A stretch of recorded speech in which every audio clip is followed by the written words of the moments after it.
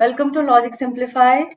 In Java series, we are working on loops, and in the last video, we have seen how does for loop work. Okay, and in this video, we'll do some more examples of for loop. For loop पे थोड़ी practice करते हैं, तो programs करोगे तो आपको और practice होगी, और अगर आपके पास कोई query है, then also you can ask.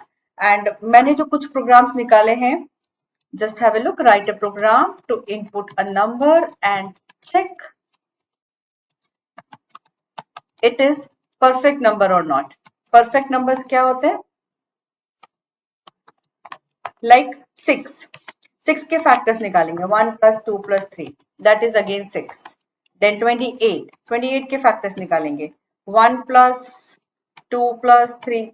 I'm sorry. 1 plus 2 plus 4 plus 7 plus 14.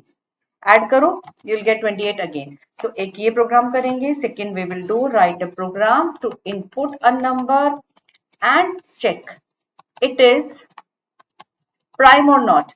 So prime क्या होता है? Prime number, the number which is divisible by 1 and itself only. और example में 7 हो गया, 23 हो गया. These are the prime numbers. Third program will take write a program to input two numbers and display their GCD. मैं ये तीन ही programme ले रही हूँ बिकॉज GCD निकालने की मैं आपको मल्टीपल मेथड सिखाऊंगी, और ये लगभग तीनों प्रोग्राम है ना सेम कॉन्सेप्ट पे चलेंगे जहां मुझे फैक्टर्स पे काम करना है. First will start with perfect number, and again here I will say मैं इनपुट स्कैनर से नहीं लूंगी. जिसको स्कैनर नहीं आ रहा है वो अपना स्कैनर वाला वीडियो चेक करे. In previous videos you will get scanner.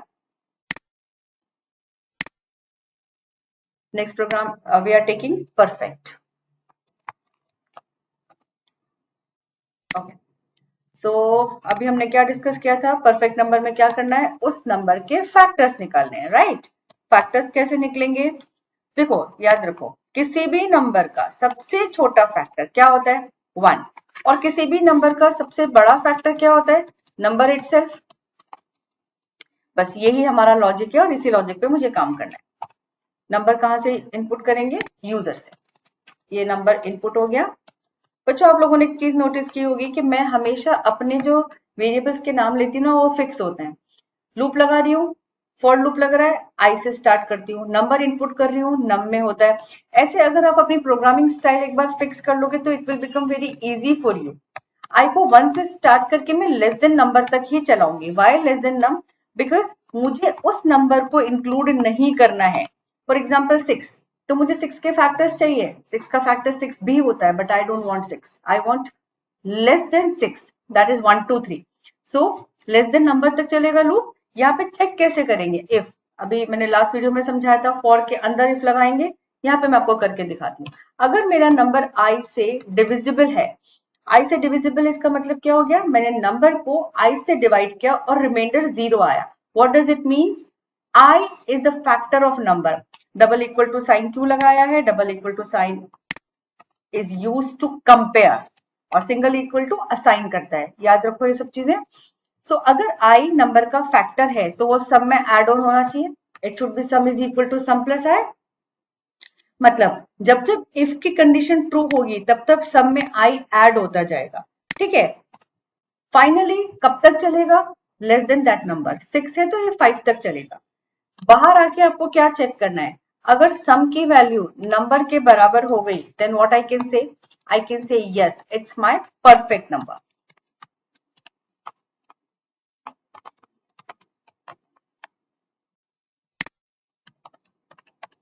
Else not a perfect number.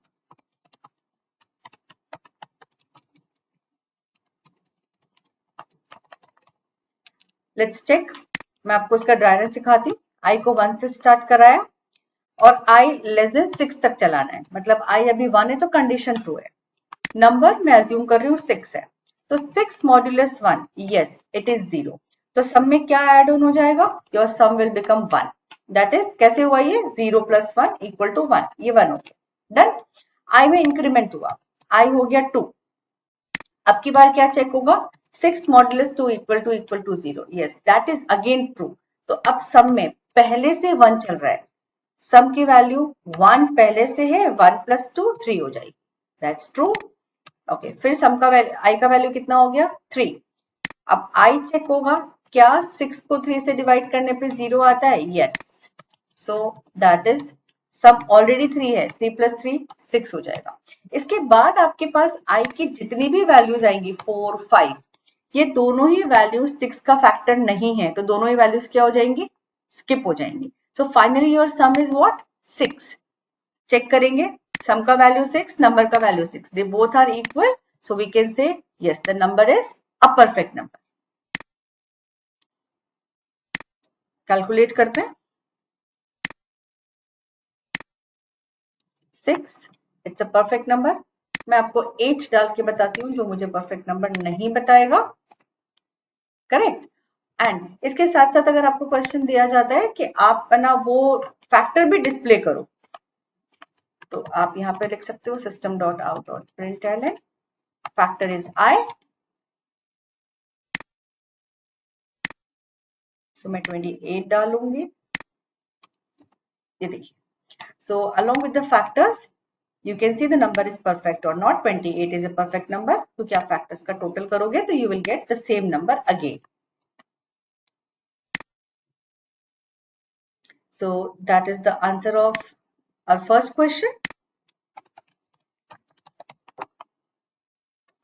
Okay. Second question will take prime number. So prime number का question भी मैं आपको कुछ ऐसा ही है, तो मैं यहीं से copy करती हूँ और हम लोग प्रोग्राम नया ले लेते हैं क्योंकि उसका लगभग कॉन्सेप्ट सेम है। मैं आपको प्राइम नंबर का क्वेश्चन दो तरीके से करवाऊंगी। देखिए, हम क्या करेंगे, प्राइम नंबर के फैक्टर्स काउंट करेंगे। अगर कोई नंबर प्राइम नंबर है तो उसके कितने फैक्टर्स होंगे? ओके, कोई भी नंबर अगर प्राइम नंबर है, आई गेस आपने अब तक सोच लिया होगा, प्राइम नंबर के केवल दो ही फैक्टर होते हैं। Prime number is having only 2 factors. तो मैं लूप को कहां से कहां तक चलाऊंगी? 1 से लेके मैंने नंबर तक चलाया, 7 है अगर, तो 1 से स्टार्ट किया, 1 2 3 4 5 6 7, 1 to 7 when you are checking the prime numbers will be having only 2 factors, correct. तो आप क्या करो, फैक्टर्स को काउंट करो। मींस जब जब फैक्टर मिला, सी अपना एक काउंटर है, उसको एक से इंक्रीज कर दो। लूप से बाहर आके जब आप ये चेक करते हो कि सी की एक्चुअल वैल्यू क्या है, आई कैन से अगर सी एग्जैक्टली 2 है, you can say yes it's a prime number, else you can say not a prime number, और you can say composite as well. तो प्राइम नंबर में जो काउंटर चलाया मैंने, सी पे चलाया, इनिशियली उसको 0 रखा, 1 से लेके उसको नंबर तक चलाया, फैक्टर्स कैलकुलेट किए, और अगर एग्जैक्ट फैक्टर्स 2 आते हैं तो you can say it's a prime number. अगर मैंने 11 डाला, yes it's a prime number.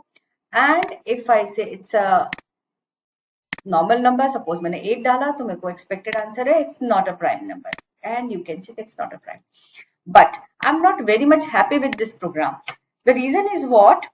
Suppose your number is 100. ठीक है, अगर आपका नंबर 100 है तो उसको जब आप 2 से डिवाइड करते हो तभी आपको पता चल जाता है कि वो प्राइम नंबर नहीं है। But according to this program, according to this logic, आप इसको कहां तक चला रहे हो? You are running your program till 100, जबकि 2 से डिवाइड करने के बाद आपको पता चल गया कि ये प्राइम नंबर नहीं है, तो ये इतना लंबा चलना भी नहीं चाहिए था। हम इसका एक सोल्यूशन निकालते हैं। देखिए, इसी प्रोग्राम में करती हूँ।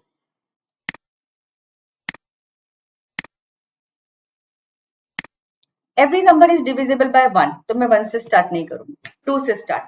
Every number is divisible by itself, तो मैं less than equal to number तक नहीं चलाऊंगी, लेस देन तक चलाऊंगी। हो गया। अब जैसे ही मुझे नंबर को आई से डिवाइड करने पे 0 मिलता है, वैसे आप क्या करिए, अपने लूप को करिए break. Break is a statement which will take your control out of the loop, right, even though condition is not satisfied. मतलब क्या, अगर मेरी ये कंडीशन एग्जीक्यूशन के लिए रेडी भी है, but if this condition is true, I can come out of my loop, I can break the loop, मैं इस लूप से बाहर आ सकती हूँ। For example, if my number is 9, number assume करते हैं, मेरा नंबर कितना है? 9 है। सो 9 मॉड्यूलस 2, ये 0 नहीं होगा, बट 9 मॉड्यूलस 3 ये 0 हो गया, मैं यहीं से ब्रेक करके बाहर आ जाऊंगी।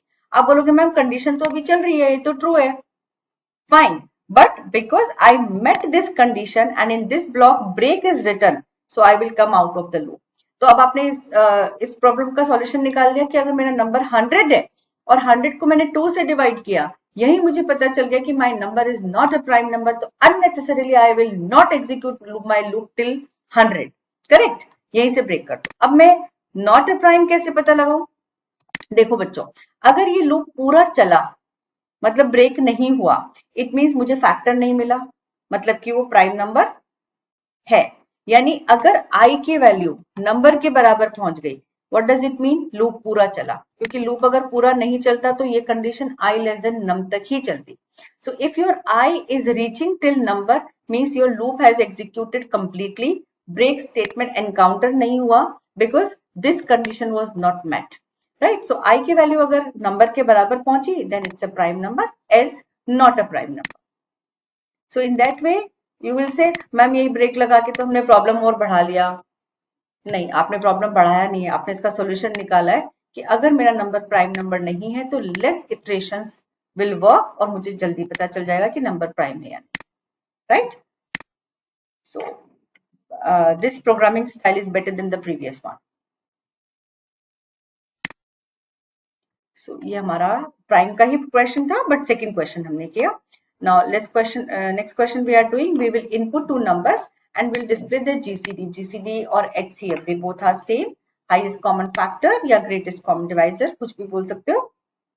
So यहाँ पे हम क्या करेंगे, यूजर से दो नंबर इनपुट करवाएंगे and we'll find out कि उन दोनों का greatest common divisor क्या है।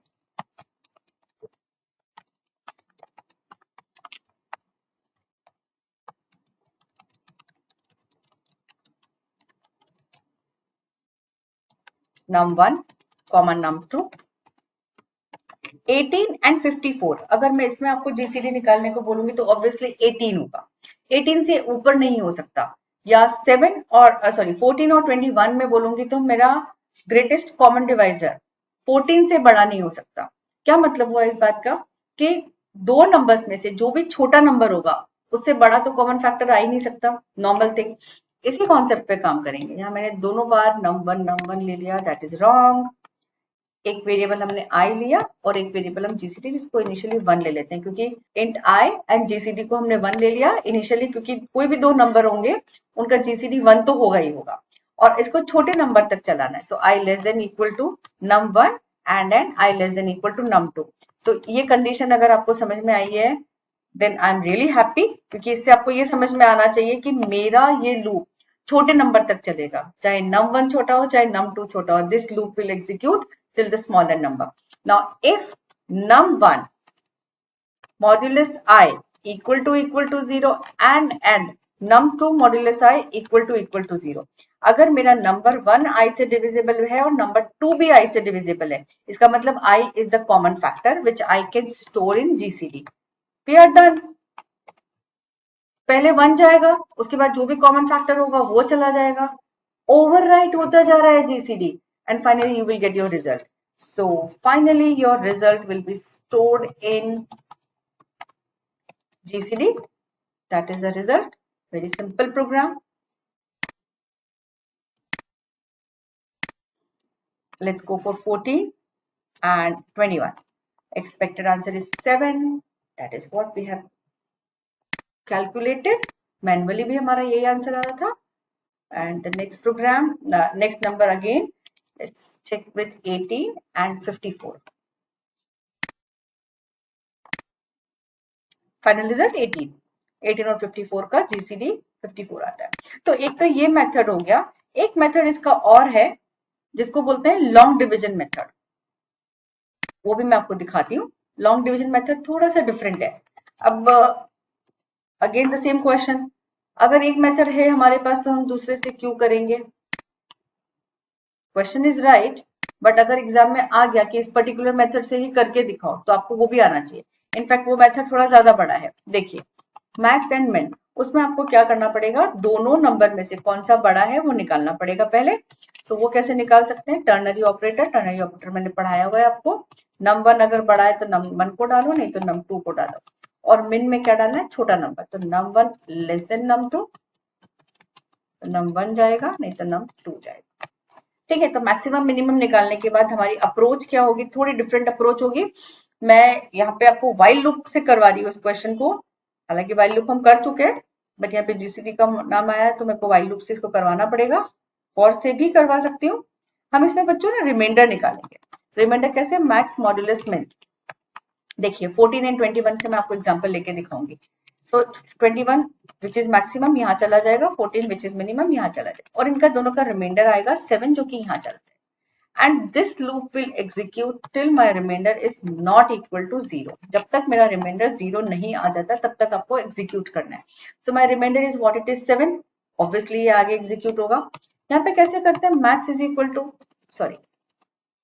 min is equal to max and max is equal to remainder। पहले हम इसे चेक करते हैं, अगर मैंने कुछ गलती की होगी तो भी आपको समझ में आएगी। देखिए min is equal to max, कितना गया min में 21, और max is equal to remainder, इसमें कितना गया 7। नो, ये हमने किया है उल्टा। यहाँ पे क्या होना चाहिए, आप लोगों ने अगर 7th 8th में लॉन्ग डिवीजन मेथड देखा हो तो क्या होता है, उसमें मैक्स में मिन की वैल्यू जाती है। दैट इज व्हाट, मुझे अपना जो मैक्सिमम है उसको ओवरराइड कर देना है, तो मैक्स इज इक्वल टू मिन करिए ताकि इसमें 14 आए, और मिन इज इक्वल टू रिमाइंडर करिए ताकि इसमें क्या आ जाएगा, 7 आ जाएगा। अब आप देख रहे हो कि जो मैक्सिमम था 21 वो तो ओवरराइट हो गया, वो अब है ही नहीं। तो अब अपना कैलकुलेशन यहाँ पे कैसे चलेगा, रिमाइंडर फिर से कैलकुलेट करिए, दैट इज मैक्स मॉड्यूलस में। Finally in reminder what you will get 0। कैसे आया, 14 मॉड्यूलस 7, 0 आ गया। Condition false, 0 is not equal to 0 which is false, loop से बाहर आ जाएंगे, यहाँ पे आ गए। और यहाँ पे आपको पता है क्या डिस्प्ले करना है, द नंबर जिससे डिवाइड करने पर रिमाइंडर 0 आया था। किससे डिवाइड करने पे आया था, मिन से। That will be your answer. तो यहाँ पे मुझे जीसीडी वेरिएबल की जरूरत नहीं है, मैं इसको एलिमिनेट कर सकती हूँ। Let's check the answer. This is second method, आप इसको नहीं समझ में आता तो इसको स्किप भी कर सकते हैं, बट हाँ अगर एग्जाम में पर्टिकुलरली लिखा हुआ आ गया इसी मेथड से करो तो उसके लिए आपके लॉन्ग डिवीजन मेथड की इंपॉर्टेंस बढ़ जाती है। 14 21 यू विल गेट 7। अब लॉन्ग डिवीजन मेथड केवल ऐसे लिखा हुआ नहीं आ जाएगा कि do the program using long division method, आपको पूरा मेथड एक्सप्लेन किया जाएगा कि क्या होता है, कैसे होता है। मैं यहाँ पे भी इसको आपके लिए कॉपी कर रही हूँ। एक और बहुत ही छोटा सा मेथड है जीसीडी निकालने का, देखिए कितना सिंपल मेथड है, लेकिन उसमें बस एक ही नुकसान है कि जो नंबर्स आप इनपुट करते हो ना वो सब 0 हो जाते हैं। देखिए 0 भी नहीं बोलेंगे, ओरिजिनल नंबर छोड़ देते हैं, मतलब अपनी ओरिजिनल वैल्यू को छोड़ देते हैं। Why, this is very simple, why number 1 is not equal to number 2। जब तक कि नंबर 1 और नंबर 2 बराबर नहीं हो जाते तब तक आपको काम करना है। काम क्या करना है वो देखिए,